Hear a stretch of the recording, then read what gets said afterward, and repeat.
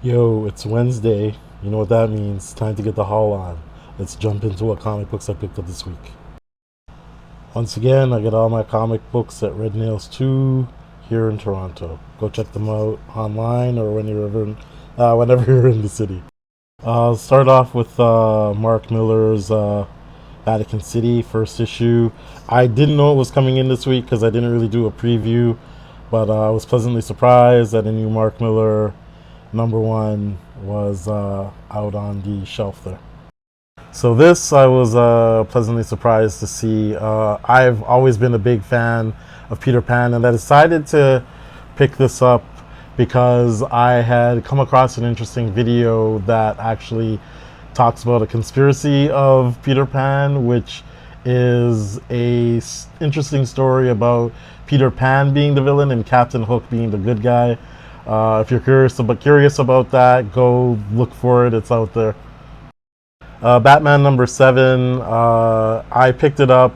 I'm not collecting the series. I haven't been collecting the series, but I picked this up because it was a really good cover, and I figure at some point I'm going to be buying these. If the series continues on, I'll go back and buy the other issues. But I wanted to make sure that I have all these variant covers tucked away while I'm going at it.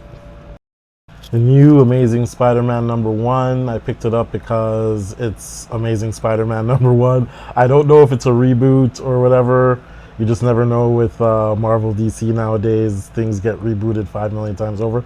But I know I really like this cover, and it was probably one of 6 covers. Pardon the shaky cam here.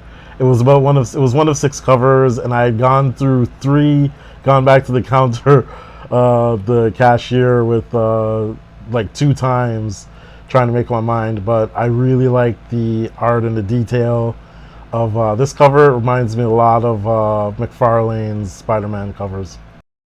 This I went with because you can always rely on Image for a great story. Love the font, and the cover looks, it's a bit grim, but it looks like it's gonna be a story that mixes a bit of humor with some dark macabre undertones.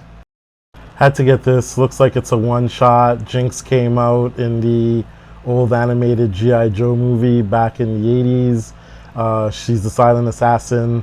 Just kind of really dug the cover, but I'm looking more forward to the story than anything else. Look out for reviews of these and others at the channel, and check out the latest of the greatest at StarcadeLounge.com. Catch y'all in the next.